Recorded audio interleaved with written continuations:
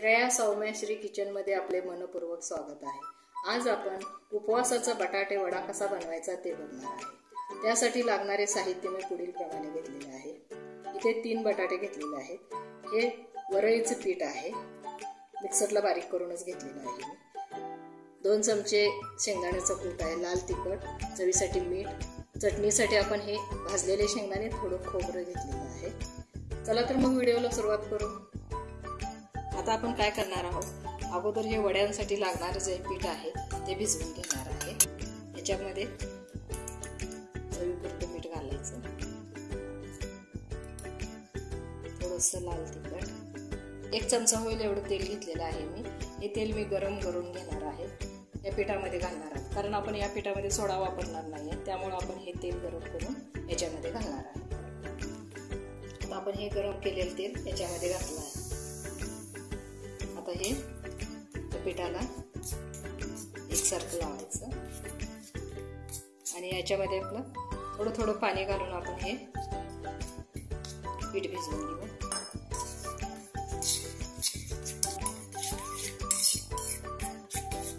आता हे पीठ आपलं इतपत सैल असलं पाहिजे। आता हे पीठ भिजवून झालेलं आहे। आता हे बाजूला ठेवून थोडा वेळ याची चटणी करून घेणार आहोत।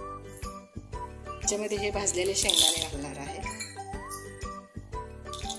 वाळलेलं खोबरं, थोडंसं लाल तिखट,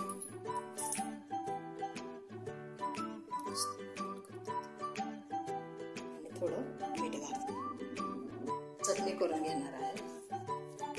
चटणी आपण एका वाटीमध्ये काढून घेऊ। ही चटणी पण तयार झालेली आहे। आता आपण वड्यासाठी बटाटा तयार करून घेऊ।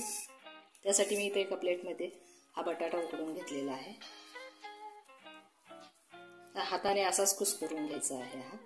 आता हे आपण बटाटे कुस्करून घेतलेले आहेत। आता याच्यामध्ये हे 2 चमचे दाण्याचा कूट घालून, हे आलं, मिरची आणि मीठ घालून याच्यामध्ये मी हे असा जाडसर खरडा करून घेतलेला आहे। चवीपुरतं मीठ घालून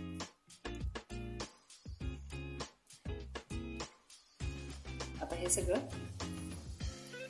हे मिरचीचं मीठ, मिरची हे सगळं ह्या बटाट्याला लावून घेऊ। खूप छान होतात हे वडे, नक्की करून बघा। आता हे आपलं पीठ तयार झालेलं आहे। आता आपण याचे वडे करून घेऊ। अगोदर आपल्याला ज्या साईजमध्ये हवे आहेत त्याचे गोळे करून घ्यायचे, लहान मोठे कसे पाहिजे असतील तसे आपण याचे गोळे बनवून घेणार आहे। अशा साईजचे आपण याचे गोळे बनवून घेऊ। असे याचे गोळे करून घेतलेले आहेत। आता आपण हे वडे तळून घेणार आहे।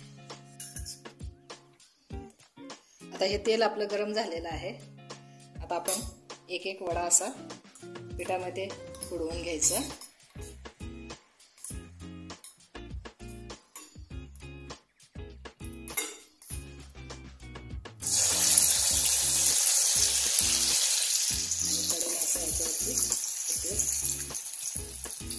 याच्यावरती असं हे झालेलं तेल घालत राहायचं।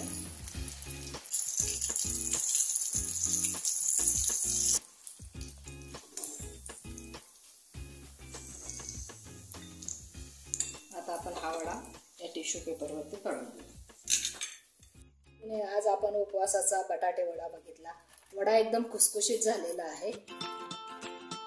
हे पीठ करताना वरईचं पीठ घेताना एकदम भाकरीच्या पिठाला जसं घेतो तसं बारीकच घ्या, नाहीतर हा वडा तेलात फिसकटण्याची शक्यता असते, त्यामुळे एकदम बारीकच पीठ घ्या। तुम्हाला आजचा व्हिडिओ कसा वाटला? जर माझे व्हिडिओ आवडत असतील तर व्हिडिओला लाईक करा, शेअर करा आणि सबस्क्राईब करा। धन्यवाद।